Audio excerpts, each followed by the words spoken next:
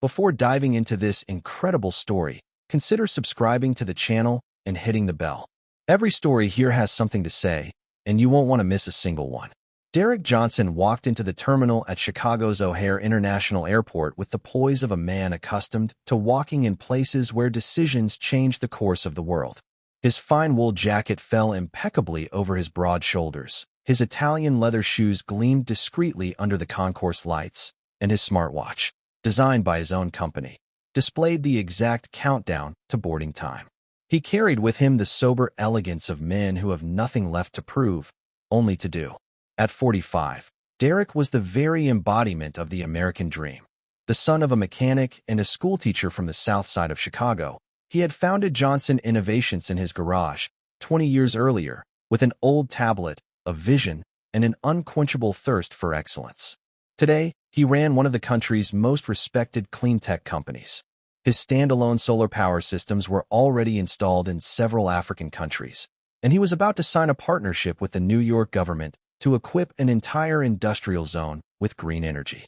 That day, he was scheduled to fly to Manhattan to finalize the deal, a crucial step that would open a new chapter for his company and hundreds of millions in investment. A first-class flight, booked weeks earlier, awaited him. Derek walked calmly through the terminal, lugging a brushed aluminum suitcase with no visible logo, but whose minimalist, refined design spoke to his sure taste. He greeted a security guard politely, paused briefly to help an elderly woman pick up a dropped passport, then joined the line of first-class passengers. The check-in counter glowed under LED lights, the airline's logo looming above it in a cool yet luxurious aesthetic. In front of it, two white men in suits exchanged pleasantries with the check-in agent. She laughed softly at their jokes, stamping their passports without a word being said. Everything seemed smooth, fast. But when Derek finally arrived at the ticket window, everything changed. The young woman, blonde, in her 30s, looked up at him. He saw, for a moment, something pass through her eyes, a mixture of surprise, hesitation, then suspicion. She stiffened, as if her presence didn't fit in with the surroundings. "Sir," she said flatly, "you must go and stand in the economy class line. This is reserved for paying first-class passengers." Time seemed to stand still around Derek. He blinked, first thinking it was a mistake, a trivial misunderstanding. "Excuse me? I'm in the right line. I have a first-class ticket. Booked a month ago," he said calmly, handing her his boarding pass and passport. She glanced at the documents only briefly, then pressed a few keys on her keyboard. An annoyed sigh escaped her lips. "Your name doesn't appear immediately. I'll have to verify your identity with security." She didn't even look up at him this time. She typed frantically, as if his mere presence embarrassed her. Around her, a few passengers were starting to watch the scene out of the corner of their eyes, intrigued. Derek took a deep breath. He'd been through 1,000 meetings more stressful than this one, faced hostile board meetings, and withstood vicious press campaigns. But he knew that tone. He'd heard it in his youth, when he tried to buy a shirt in a downtown boutique and been asked if he was in the wrong neighborhood. He knew that look all too well, the one that tries to put you in your place. "Can't find my name? Maybe because it's spelled Johnson with an H. Do you want me to give you my reservation number?" He said calmly, but she wasn't really listening anymore. She had already reached out to a security guard who was passing by. "Excuse me, officer. I think we have a problem here." A problem. This is what he had become in a few seconds. A few minutes later, while Derek was still waiting at the counter, a dark uniformed security guard approached him firmly. His face was firm, almost hard, and his piercing gaze betrayed an implicit suspicion. He stopped a few feet from Derek, who met his gaze calmly, but the weight of that prejudiced gaze instantly settled between them, like an invisible wall. "Sir, you must follow me." The tone was curt, without explanation. Derek sensed in that simple sentence the extent of the injustice that was being heaped upon him. He nodded, controlling the anger rising within him, and followed him through the terminal, passing passengers who turned to observe the scene with curiosity and sometimes with palpable unease. They moved away from the counters, toward a more secluded corner of the lobby. Their footsteps echoed off the marble floor, but the silence was heavy. The agent crossed his arms, looking down at Derek. "We received an alert on your file," he finally declared, in a cold, almost mechanical voice. Derek squinted, searching for every detail in this mysterious file. "What alert?" he asked, his voice calm but firm. "I'm a regular passenger. You can check my flight history. I've never had a problem." The officer looked away, as if embarrassed, but didn't answer. He took out his phone and called his superior, whispering a few words in his ear. Derek, outwardly impassive, could feel anger boiling inside. Within minutes, he was escorted out of the boarding area. Each step seemed to bring him deeper into humiliation. Behind him, the passengers' gazes were divided between surprise, incomprehension, and, unfortunately, for some, cold indifference. There he stood, immaculate in his tailored suit, calm and collected, and yet, to these strangers, he was just a suspect. Just a black man, the object of unjustified suspicion. The door closed behind him, and Derek felt his heart sink. Back home, his anger only grew.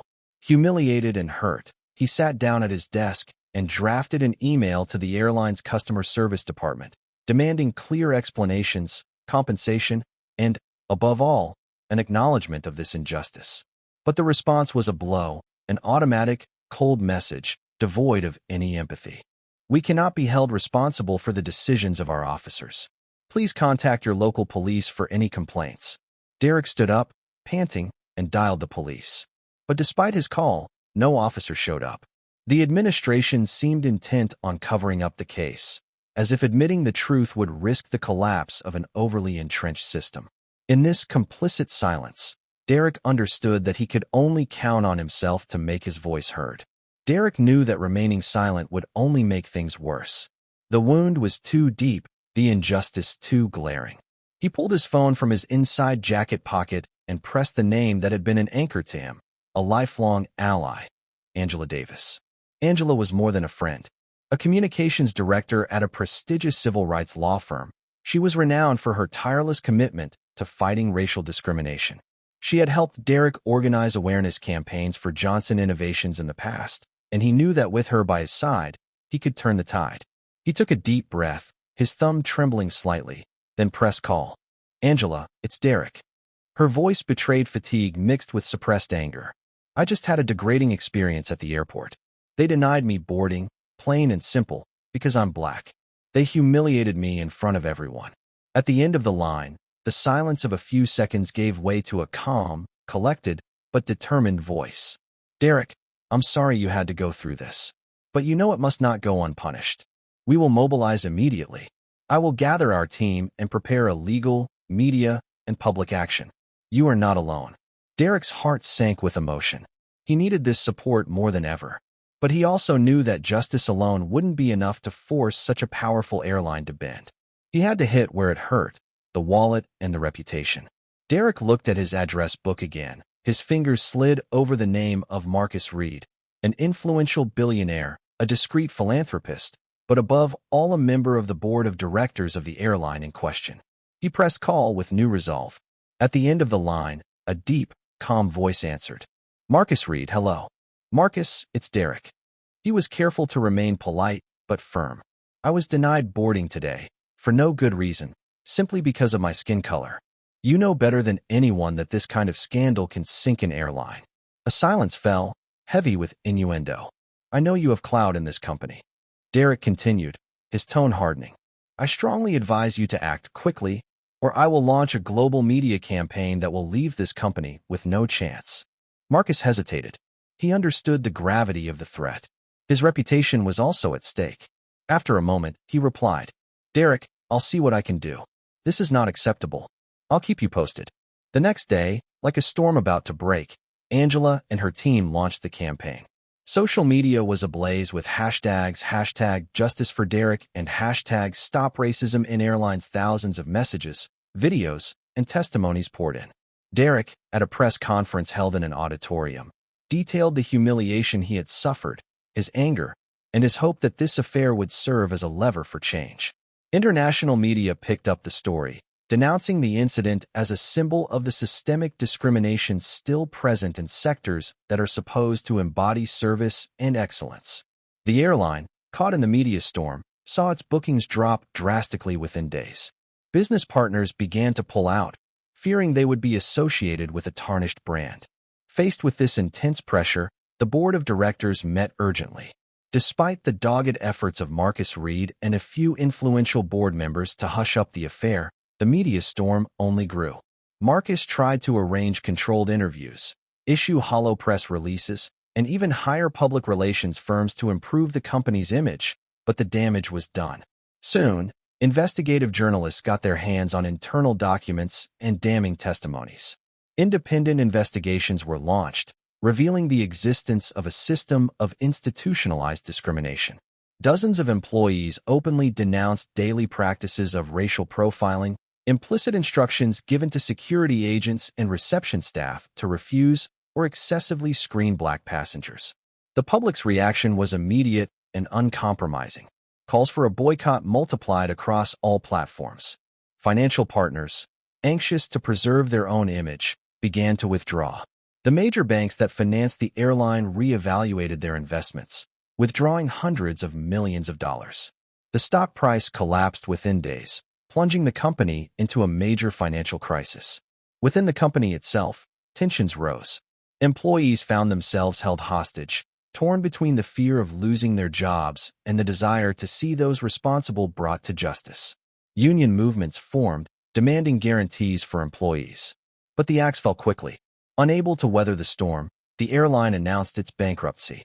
Within weeks, thousands of employees, from ground crew to pilots, found themselves out of work in an already fragile industry.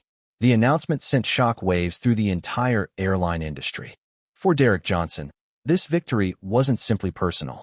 He had become, despite himself, a living symbol of the fight against systemic racism, a voice for all those who, every day, suffered invisible discrimination. But he refused to let this story end in pain and anger alone. With the support of Angela Davis and other allies, he quickly founded a nonprofit organization dedicated to equality in transportation and the travel industry. The Johnson Initiative for Equality, the foundation's mission was to promote anti-discrimination training, support victims of racial profiling, and pressure economic and political actors for structural reforms. Derek traveled the country, speaking at universities, corporations, and international forums. He shared his experiences, his thoughts on systemic racism, and the need for collective action. He also wrote a book, Breaking the Flight Path, Fighting Racism in the Skies, which became a bestseller, hailed for its narrative power and message of hope. His story inspired a new generation to never remain silent in the face of injustice, to rise up with courage and dignity.